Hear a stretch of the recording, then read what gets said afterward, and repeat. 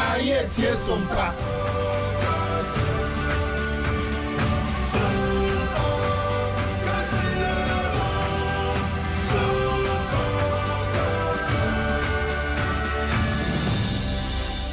Yamamwache amamwakwaba edeba Sompa 93.1 kasafidie so braso se o meyi nsem ekwotwi ko breman no yaboaboa no kase bokwan so etimi edebe somo ennememendai jubu so medai to so edu enso emu ensem na eba no doso ne mo de bedi mo tintiman no ene se aban no ahye bond holders efo nyina se nyankopon ya adomo a enkodu se bosumi wese bekwa wie no na watua wonom eka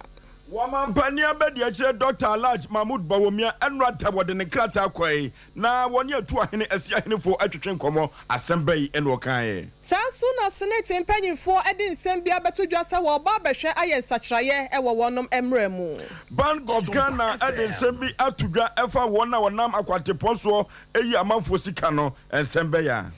Masha bedrem asetena bi ekoso na wose fotosanfo be yi nsem ba ko mienu adubia no nanso ekokọ wi akire no asetena no entimi amaso Adishia waduma kasi asante mantem ha Ochirem akire se won kanea enyina so ede haw ebre won Odi kro eyekuo bi ya wonom so mrahye bedwa wodwumadi anyina ne se wohwe ema emra ene ensensem ahodo esefata no etimi ekoso enuada ade bi ekoso wo mrahye bedwa no wagina so ede futuo akwa ama panyimfo Ara wusem a efiri apoye mantem abeto ya proso akoda bi ensuo afa no adentia Semi eni afoforo a esena efata de hia na editie no ena ene anopei ohene yire maame akua yeboa esia maame ni menua bema o se ya aboaje o forizu ya transia de anu begu ho ase wade amam na mum ya kaisa Sompa 93.1 kumasi atwafa ase no no brekro na buru mantam kropos nwane mu eya Sompa 98.9 woti enka de free ho afe buru epoye mantam kro ye fa no kranzan so no eya Sompa 90.7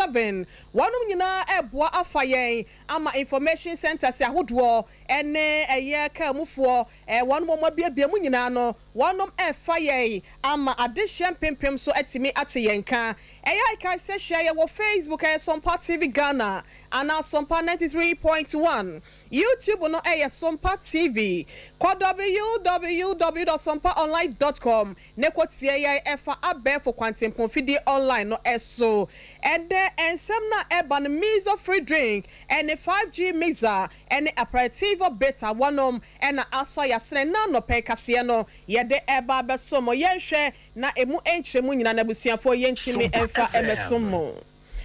Yeshe nsem na se ede efri omeyi mu na nansen eye empanyimfo ahodo ya dane da kase wote wonom ka wabra ye bodero ede akre no ene se wonom a wonom esika kakra wade kwato sika kra bia se be ye ho betimi awo na eho emfaso no watimi ede atie na emududo na de no eye nananom kokrafo ene mrewafo ede wonom akeka won ho abom se bondholders forum and afa individual bondholders association of Ghana wonom ena ekasei nansen ene ekasa no mo kasa udu eye fotosanfo aso ya adane da no na se wonom ate omo hade agu woni nyina no ene se aban no wonom sika wade kwato to bank sika kra bia hodo no awowo esansa wasa aban ne de ma wonom nte no wafa bo no na ka ho bi abrebia no na wonom pekete no makwato omo ho e de agu sika sema so ye ho na eno ena adoso aka ho nam so nte no ene aban no ababonten ya wade bohye ya emu odupa wesenya no fafade na mo de agu enkrata so ena wo hye wonom ebosenya kopon ya aduma huebe bosumi wese enko awieye no na chese bondholders forum for any individual bondholders association of Ghana no wonom nyina ensa atimi aka wonom sika eno enyenyina wo betimi ama wonom ensa aka na wese nyina no etodwa wabra empanyimfo ya wonom sika seba so ye wonom ne bond holders forum yi wonom nyina ekodi enhyiamu na memorandum of understanding entiasia pam wonom nyina ekọ benkroma wogitumu na ne nyina mahyehyɛ ya ba wo kyerɛ sɛ wani de won susu da sɛ bi ebepa ho sɛ de da ne da no aban ne hyɛbo a woni so no eno nti de sika sema suye wonom ede aba beto dwane se Nyankopon ya domo a enche bosomi June we se nkwa wie ne de na bond holders forum for ene wonom ankrenkre de a wonom so do musika akwa akoto sika krabia se eho enwo na wo ente wo faso ne nyina no wonom ensa etimi aka wonom esika Ghana for nyina enim se wa bra wo sukokroko amanyoko no obefa Ghana banwai sam se banga hodo pinu a na wokuku no na kire no yehwe se wo manfo wo sika eka mu wotua de ma wo mo anam enu mu na mpanifo asinkonwa se sabre locked up investment holders wode ababa to dwa se adawuro ma bank no enko moa se de beya bank ya hodo a omanfo esika ka ho no obetumi aboa wo mo no matumi atuaka na abra press conference ekoso no na Dr. Edu Entry wono na ye convener Emma locked up holders investment wodene sam to dwa say and Uruma Bank of Ghana and IMF one share say woman for sika akodi nsensem e bank ye no womo na edi dwa say de beya woman for do to no a esika akamu no wontwa die ebe konkan na empokura no wonso anya kakra e de ato aduane e de ama wonyere ene woma sabre ya sika akokamu ama bibia entumi enko ama brabo no akoye twensensem eno ti wasra Bank of Ghana say financial institutions ahodo no wonko womwa say de beya sika akamu no omu betumi atua ede ama ankrankran Dr. Anane ekasa wo kan ye eni da sene fie be enum atwam penis bi a na omu ntumi enye adwuma Bank of Ghana ba be kan se ntumi enye adwuma enti majimo license na isika ese mutua ma mo customers metua esisa onye sa de se so the investment no ehu hia ye bebo hoba ye de letter koma Bank of Ghana say omomodin se obema sa companies yi ma edimu akotren NGK Financial Services SIC Financial Services and bond savings and loans Sompa FM ompe sikama won na omuntumi mpentuatua customers ka sa support na odema bank for no ese o ma won ese Bank of Ghana say embra man ho kwai nye ne ye embra no ye de ne ye ga say de obehwe so no aboye ho ba nti ese ma won sika ya san to akire say ontumi nye no a oni Ministry of Finance any aban omo ne nkofo a omo boyen na ya set up financial stability any awuti ye convener Emma locked up investment holders Dr. Anane Ahwohini ti ena mpanyimfo se eya yeja emore wudidi na enam so eka osimo anasa we nam na se bi keka osimo a eno e kire se wudidi a eya jabi na ahwohini bremo no watimi ayiyi ede titi ho na sa asem we se ena enam so nte no wode wani e kire oman mu National Insurance Trust Social Security and National Insurance Trust yes senate no wonum ene adwumakuo ya wonum e hwe se be ya ankrenkre enso dwumadie bi a wodi sa ya ban mu anasa ono akasa ne de no wobetimi ateka kakra ewo no so na ketua mu e de ato enche na dan kwa mabi no wakwa ne mre wabom anasa ne nkokra bom na homigie mu a watimi e de atwitwa ne ho asa ne ho nyade ewo mre wabrem ene nkokra brem ayade ho na eno na empanyimfo ya wonum eda senate ano wonum aba bonten e kyerese na nse de mra no asia ye no akoye se adwuma mu ketua nko a ena wonum amamra no e kyerese empanyimfo no etimete na so na bewie akire no behu se nipa no bekwa homigiem no na sika na akoye fia bi se wo sengrete anase owo anano ma enum nte no eno akwa hia se ne wonum etimi agi tusuye bi eba ede kwato wonum eboard na nim omu gitumu a akwa wurama wo mra hyebede omotimi agi atomo abaye mra amansakraye aba na ne nyina mu ani se wo kire se to da bi a wo wa adwuma mu a emwa ene adoye kakra bi atimi ba ene sika kakra geto ho wose ne nyina mu na wose wonum teten kakra to wo na enwanam allowance nso so ani padodo na age ewo wonu dwumadi ahodo ya wodi enim so no senate betimi ate kakra ede aka wankasa wo sare anasa waketua ya yede ma wo na kakra etimi eboa no na wo ko ahomegye ma wo sika sem no ankototo ape emfa ama Dr. John Oforitenkra wono ene epanyi kwankyerefo senate adwumako no woda no wone nsentwerefo bonkomo edimo enkyeremu emaye. If you're a previous contributor and or pensioner and it's linked to your account, we don't need to use that old SNIT card again. That your Ghana card is enough to do all the business that you need to do with SNIT. So we've done it, we've rolled it out, we've merged and I would say a substantial number of our members, higher than 80% of them, have merged their Ghana card. So now when you come to us, all you need is your Ghana card. This allows us to easily and quickly identify our members. And not only that, what is going to happen is also that, you see, when the member, you pass away, and we had your biometrics, right? We had your Ghana card or your SNIT card. But now we need to pay benefits to your survivors. And those survivors, in the past, we did not have their biometrics. So it's now that we have to adjudicate who is, right? Because we didn't have their biometrics. So those survivor claims used to take quite a bit of time. Now with the Ghana card, we are asking our members also to come and update their beneficiary list, and then they will put their Ghana cards on there. Now I know that we haven't issued Ghana cards yet to young people, but that is also in the works. The state will do that. So they'll get to a point where all beneficiaries will have their Ghana card numbers there. So when there is a time for you to come and make a claim, and you come and you will take your Ghana card, we can verify you. Sompa FM. Na chese abo o ya fia nti no ebasa na ne singlet nso no de wani bubu abehu se ehwe enti wonu mo a wo mu edi dwuma no akatu ya wonsam etete kakra de tesnet no eya wo mbekwa ahomegye mu no esanse ya wo gye alawa ene eya nwanam kakra ne sikan kakra nti no na akwaya ketua bi ede ama wona no ene Director General ede ma Social Security and National Insurance Trust ya etwaniti aka ne senate no waba abonten so pese o yensesaye se ba ye betimi aboa nkokora brem ene emrewa brem no ahohia bre entimi amunkama amfa so Every pinu ane aduenu baako ebesi aduenu emienu padifo ahwehwemu na wona wonpe adwuma enye no de wonsa ahye won damri fam na ne wote dem na woye sakawa no banking sector wahwehwemu ahun se omo wonem abefo kwantepon so ewia wo manfo sika no eso atede nanso so no da so ewo soro eno ho asem akoye daga eno ti wohwe sa efie amede ma wo ya panifo hwehwemu akire se eso ate nanso so no enhye da enko ba bia eno enenam so amaken ashigbe ede ho asem ababetudwa. We still in our country, the level of cyber hygiene is quite low. There are some particular adverts that have been running on most of your media houses telling us about the fact that, don't give out your pins and all of that. But you still find people falling prey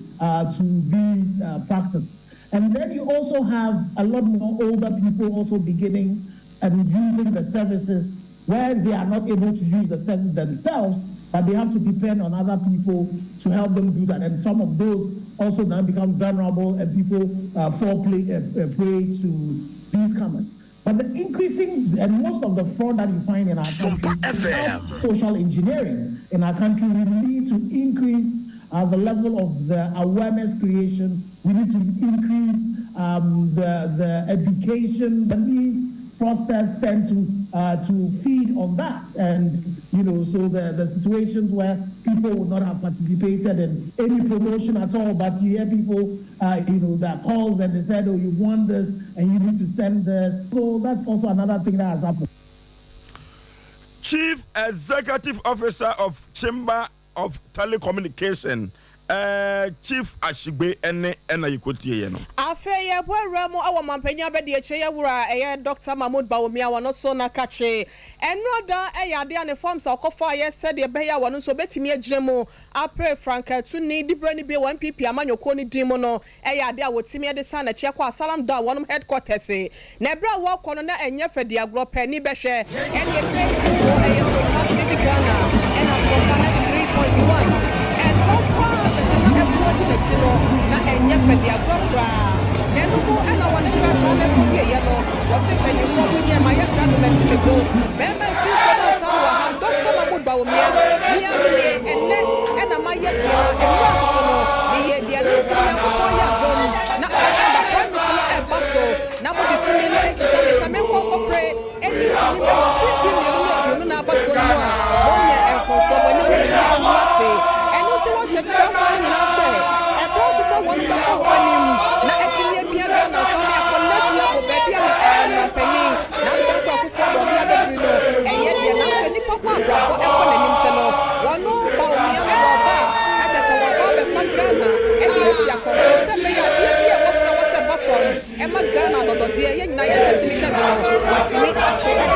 hɔ na ne nsɛm ne nyinaa mu no Dr. Mahmoud Bawumia said they were preaching and the people were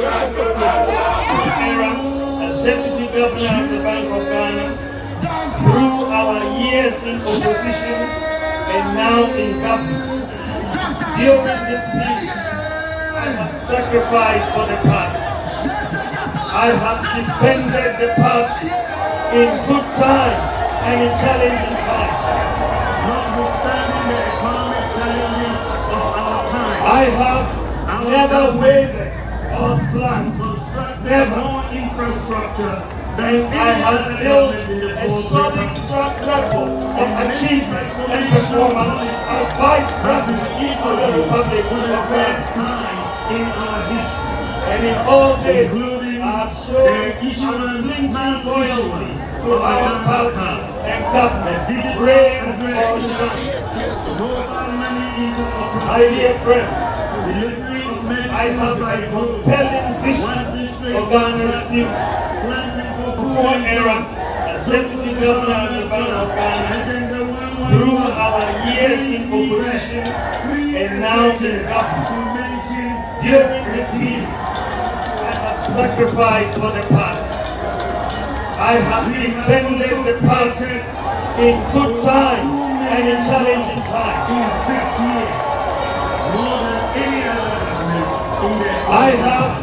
never wavered. Na just one of my Juma song, the wire be done what the idea be a Shannon Saya no any watching Dr. Mahmoud Bawumia was one of Enina Mwasabe or no betimia Bekita Franca a de Amanyoko na wakasa every yano and a MPP Amanyoko about to own seminar de Dana Bem ye Ranimakon one also at the Kakra at tight where your watcher say one on Besha Pepe Yabekwaso emanent Tricha Cassetia and the Cassetri Biano ain't me cause a Sebaya one of Manyoko Areshemu Ghana for ever woman no ebetimi akwaso adin hene ewo wonum etirim. The party has opened nomination. The party is aware some interested parties are consulting the party rank and file. And so we are measuring them based on the party's constitution as well as the rules and regulations set out by the National Council. What we are saying is that for those who do not have direct role in the conduct of the elections, nothing bars them from supporting any candidate, any prospective candidate, aware of any petition before the Okwes Committee. We will leave that, but we are hoping that their conduct will not infringe upon the party's constitution as well as the rules and regulations set out by the party. I will see a 4-year Evans in Mako no and a year MPP Amanyoko no about one seminano Edana Bem. Yetwa Kasiano Sonaya dia Mamua. Enwa da wa bra wo mapani abedi ache Dr. Alhaji Mahmoud Bawumia enya wode form ekowie ye no woni wo manfo no atwetwe komo na asem a wo ka kire Ghana fo nyina ne se wo hwe abibimam ha enya digitalization no wobekoso ama Ghana ye di him ewo mu ye pa na MPs ahodo ekogya no na enya asem keto nam so ama dwumadie bi enu akra no ayeso odi ni mrahye bedwafie no ni nyina da wotu ehyeda eno ti MPs ekogya no edu ensia enna wono ede woni monyam ekota Dr. Alhaji Mahmoud Bawumia eche na wo kirem echere se ye ka digitalization padia Africa hano Ghana yebeko akonka yipa. I have my own vision for Ghana. I believe that it is time to move Ghana to the next level by building on the foundations we have put in place so far. I want us to bridge the digital divide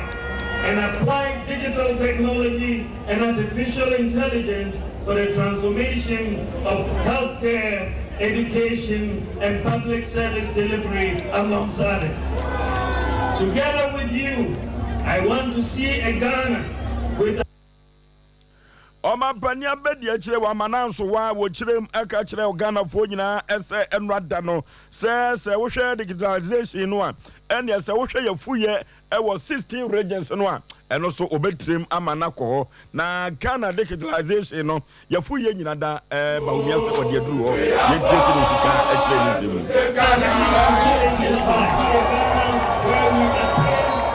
security I have never wavered or slacked of science and data. And I have built a solid track record of achievement and performance as Vice President of the Republic of Ghana across the 16 regions. And in all this, I have shown unflinching loyalty to our party and government, bring the ball shine from our natural resources. My dear friends, lithium. I have a compelling vision for Ghana's future.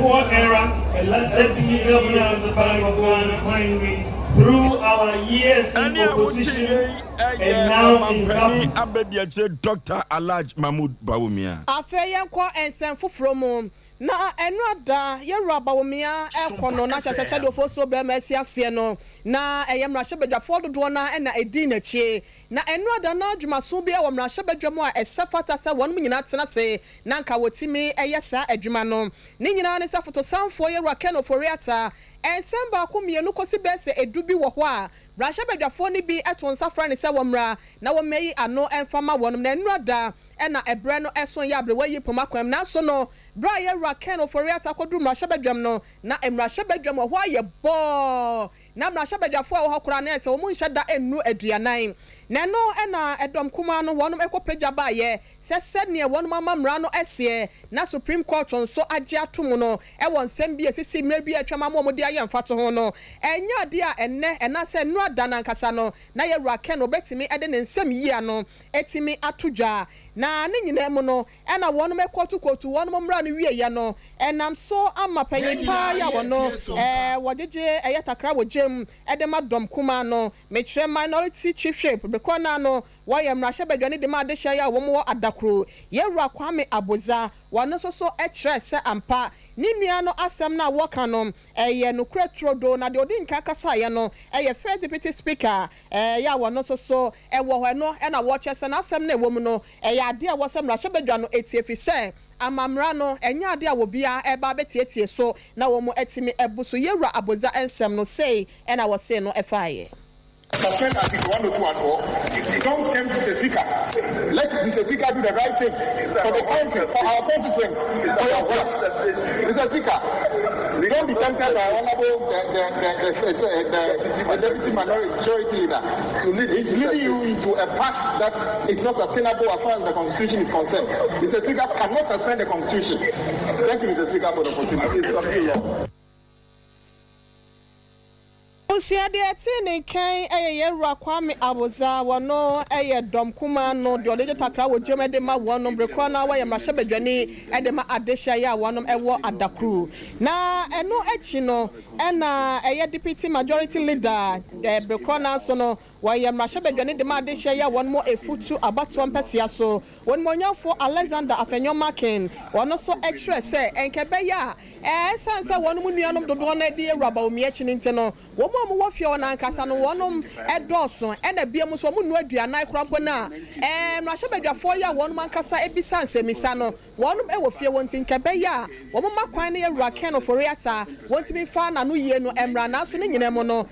nam so ama first deputy speaker of parliament wonmonyafo Joseph Osewusu dodo na afre ne Joe Wise wono mra hyebadwane de ma de hye ya mo bekwa ya bato mpesua so wono so extra say emra no nya de ombetimi ebuso nti no wotimi etu sheda ya Nyankopon ya adomo a dwumbo so me ya wo me de to so aduo no eda ne ye benada na wo kire se wonom ebetimi ehia asem ne so bie. To bring proceedings. Enhancing the goal for oil policy and dedication of specific gold concessions to the bank. Abusia mofa encheye ye boy homodin say yensa beka yewura Joe Wise ene no na yetimi abo ede amamo na breya ye kasa de yenko ofoso be ma foso to aso Nyankopon ya adom na ye ba yetimi ya na ya to aso.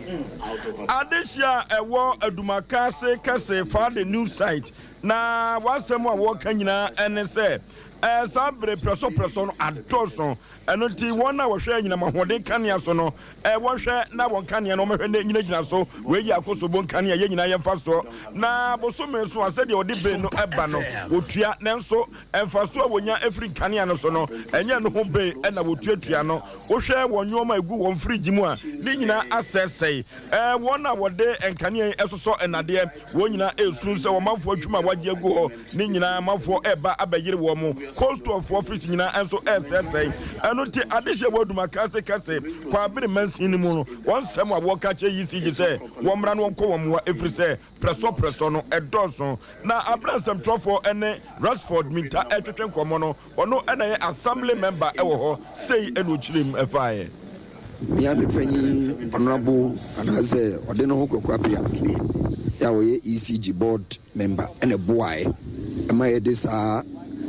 transformer no be see ho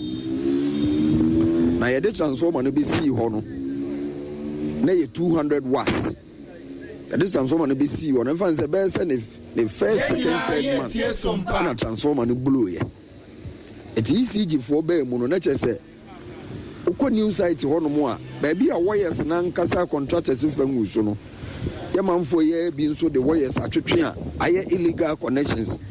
a eco site ho GCG for buy no mo try so mo be yi saa wires ni nyina afiri ho na e de asomdua ba nti o mo yi wires ni firi ho na 200 watts omo expect a transformer 200 watts no e mai nti animoni mu na no pay 100 watts e de be see ho na ba sa no nti na wo say areas bi ho no mo a omo de na be cut sanse wo mo na nkasa no officially na omu nisa grade na so anase omu nisa line na so a omu illegal omu atwetwetwe light ni bi e de call omu fi na akwanya bae me ne me manfo yi nyina new site FP 207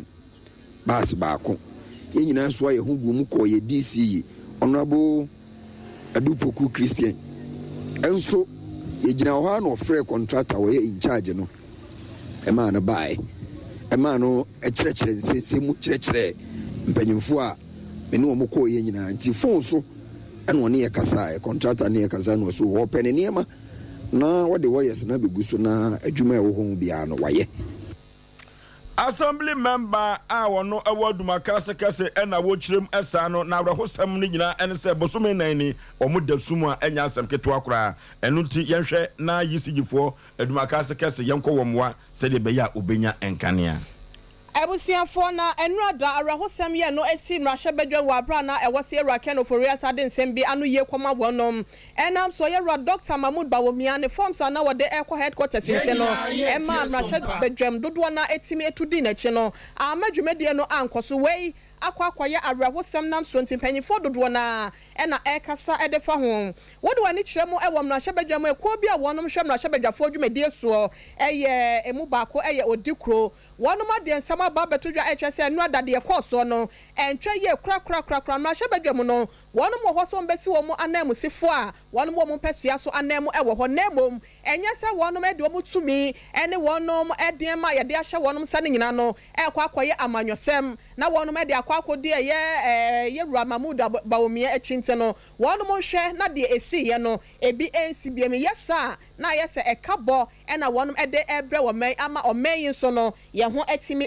jaye penyi pa ya wono eda ekuo ya no ye Rua Nehemia Atenga one day centrefo edi nkomo say Enye right because members of parliament there also looking available for sittings now. Kamunya Musari na mukodi omampenia de chair with submission of the way now. Then it's not the right thing to do. That means you are shaking your responsibilities. But the next thing say Ibiana Omubisa commission, even though we know that is not what happened. And no and it would have been collective decision there and because this number of members of parliament are available. But unfortunately, that is not what happened. We can understand Omoko support vice president. So now Ujuma say Yena in the middle of say Ujuma I was a question no sorry.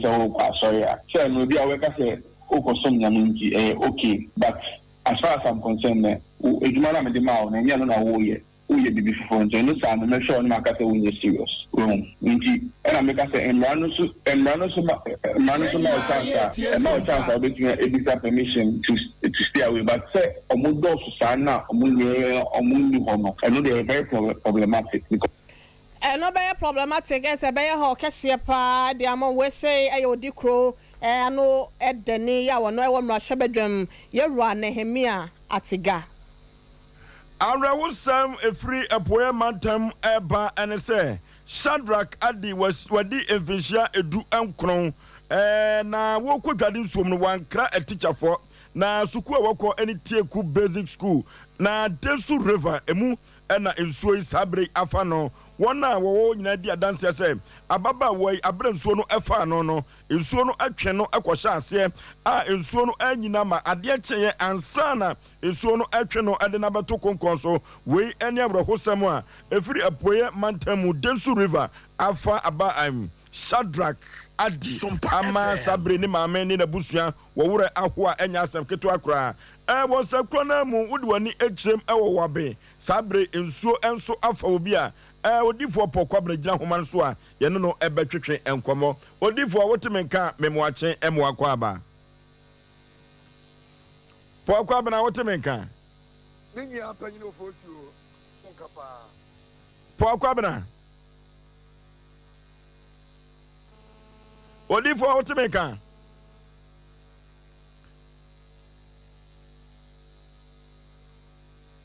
abna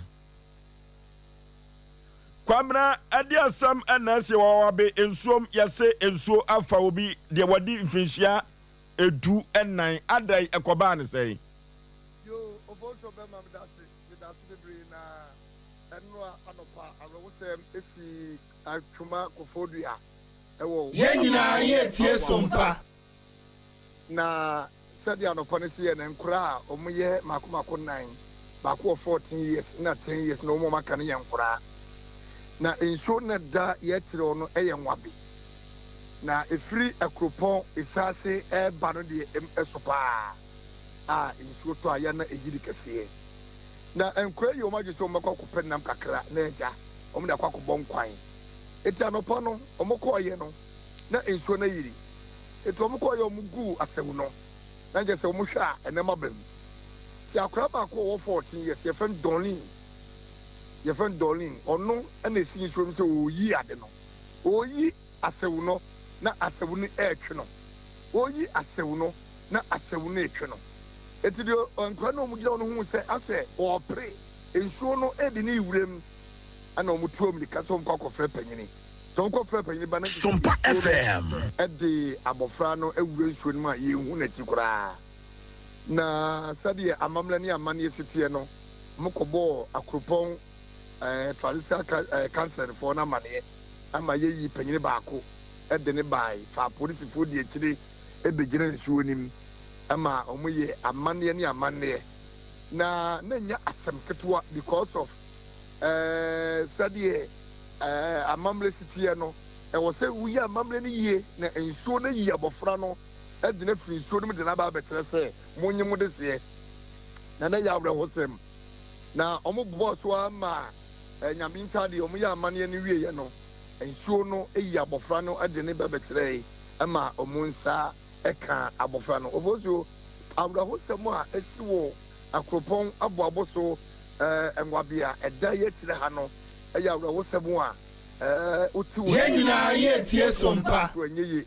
abofra 14 years ye fen dolin watoa nananom ewo ensiedo kwamna we ya abra hosem a sabre anope me akras me ho afo na wo mokopenam ayi fish ne kwasem onkokope fish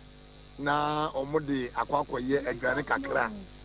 na omodidi ne se afofia ntoata akofa oyi ni kese e de abre no kwamna na enkoda no omo anko school wadawruma omama kwan eno ana ade no omama kwan ya wadanti ade ti fiada no ana omiye se omboko na omakokopenem kakra na nintie kakra eno ana dwobe 11 o'clock minya ye efri ohene ba kobere ni kaza ase osi branda ni fiada yen konsuo nim okay branda ni fiada yen konsuo nim na kroma Sompa FM enya ne hwe ba hoho de konsuo nim obi betimasi ene se omuso eya hoho omehandan ewo esro mpatamo baabi anaja onene maame edumpa wo pa kakrakra fofia nto ata enroda abofrei school ni 14 years dodo na nim na event dolin awrawosem ensuo no ede no eko kwamna yebeda ase odifo po kwabna David oye adwuma ewo Sompa FM ya no na sense rosi bone homoden ewo nusum no ano din ye pa ene ode awrawosem mu amane bo de bere ye koda ensu afa no wo wabe ensu nim no abraho ye beka kira wofo nyina se sabre ye nkoda na makwan ye sere wo mo koda na makwan wo mo ma wo mo ni eni wo mo achi we ya yati we sa no bu na tototo aso sa na Ghana no asemsi a enam kwa ba kwa ye tie Sompa abraho sem ba ye besra wofo no se won hwe na wo mo nkoda na ho ban browatia Yankopon fa ne kra nsie na abusuafo no so Yankopon encheche won mo ya akọ ene hyeden abusua ye frasi ase ne fa seda kese ma ye rasante ye boa Benedict wono ne semfo panyin news crew ya mo Sompa 93.1 afa Sompa 98.9 sunwane ene enkranza Sompa 90.7 nyina no ye de aseda bema wono ne bi aka information center sa wonom so efa ye news yi ewo eye Montamo Potamo ene enkronkro ahodo eso medi do hene yire maame akua yeboa esiemen anopa menu abema o say ya abuaje o forisu ye kwona Brian o say wusu Brian Osewusu eye Edimo fashion bema ono eye adwumaru ano ne ba prekope wo ko school wo Royals International School ye no wo Brokrom Estate F-line ene eye akwade ya woda o papa Edimo se yen kan cho se odo papa pa yente no ene wanya afa de aka ho mfie hui wo se nyame pa na Edimo Onyankopon fa domo enko adomo omo nyansa nimde ene ehunumu a esi ase sebe ya abrabo ya wonso no bemu a wo ba bebo no wo betimi aboni ye na ne manyina akoye di ama nkwa tenten ya hoden ene apomuden wom na wo papa Edimo o se yensre enfama Brian o se wusu Nyankopon enhra opiyema happy birthday ebusia ye sorry so na Ghana fapim dwumadie no ye nua be ma Libya boga na ya bo ama wa betena se ene ensem dodo na ene wo edema addition to the time choko netie ensem pa na betimi aboa amwa toto ne ye ehuniema ekoso ewo omayi